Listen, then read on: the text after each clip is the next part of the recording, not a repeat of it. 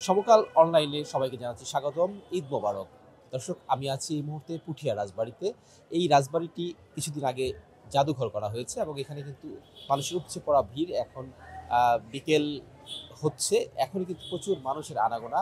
আমরা যদি দেখাই, এই যে পুঠিয়া রাজবাড়িটি, এই রাজবাড়ির পাশেই রয়েছে গোবিন্দ মন্দির, যেটি বড় গোবিন্দ মন্দির নামে পরিচিত, এবং এখানকার যে টেরাকোটা কাজ, সেই কাজগুলো বেশ বিখ্যাত।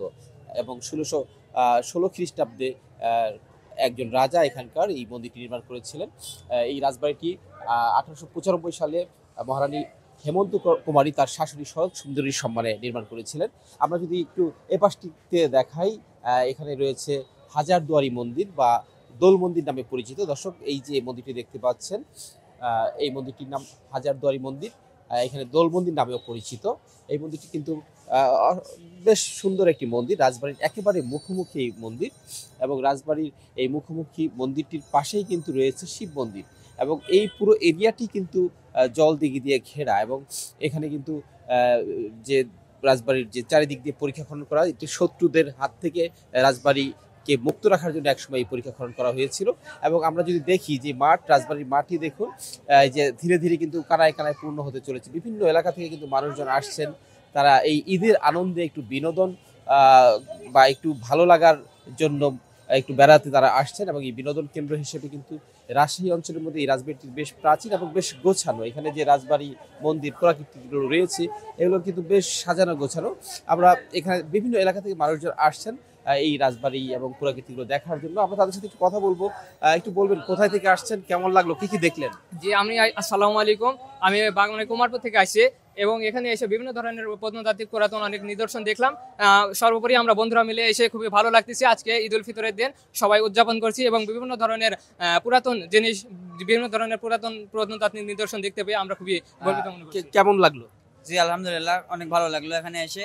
আমরা কুমারপুর থেকে যাচ্ছি, সব বন্ধু বান্ধব মিলে আমরা এসে আমরা যে পুরোনো প্রদর্শন যেগুলো দেখতেছি, এগুলো দেখে খুব আনন্দিত হলাম, খুব ভালো লাগছে। জানিয়ে রাখছি যে এই যে বচ্চাচার্যর দায়িত্ব না নিয়ে তার পুত্র পীতম্বরকে জমিদারের দায়িত্ব দিলেন, এবং তারপরে কিন্তু এখানকার বেশ কয়েকজন রাজা, শাসক রাজা উপাধি পেয়েছিলেন।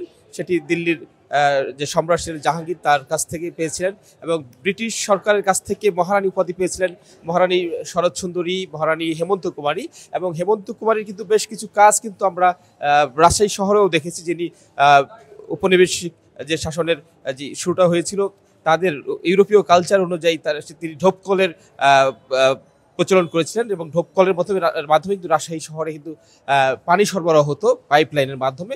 এছাড়া কিন্তু এই যে এটা ছাড়াও কিন্তু তিনি এবং যে বিভিন্ন রাজা মহারানী ছিলেন, তারা কিন্তু বিভিন্ন ধরনের সামাজিক কার্যক্রম চালিয়েছেন। তারা কিন্তু পড়াশোনা শিক্ষা বিস্তার করেছেন, এবং একটা সময় এখানকার রাজা জমিদাররা কিন্তু জন হিতৈষী ছিলেন। মাঝখানে তারা ছিলেন জনগণের বিরোধী এবং জনগণকে নির্যাতন করেছেন। পরবর্তীতে কিন্তু শেষের দিকে এসে তারা কিন্তু আবারও জনগণের পক্ষে ছিলেন। জনগণের যেন মঙ্গল হয় সেই বিষয়ে তারা কাজ করেছেন। একসময় আমরা জেনেছি যে নীল চাষের বিরুদ্ধে কিন্তু এখানকার শাসকরা কিন্তু আন্দোলন করেছিলেন। তো এই রাজবাড়িটি এবং জাদুঘরটি দেখতে কিন্তু প্রতিদিন এই যে ঈদের পর আগামী কয়েকটি দিন টানা এখানে মানুষ ভিড় করবেন, আসবেন, দেখবেন, এবং তাদের যে ভালো লাগা তৈরি হবে, সেই ভালো লাগা থেকে কিন্তু তারা ফিরে যাবেন। তো এইভাবেই কিন্তু এই স্পটটি কিন্তু এই যে ঈদ মৌসুমে বেশ ভিড় থাকবে। আমরা এখানে একটু দেখি যে এখানে একজন এসেছেন।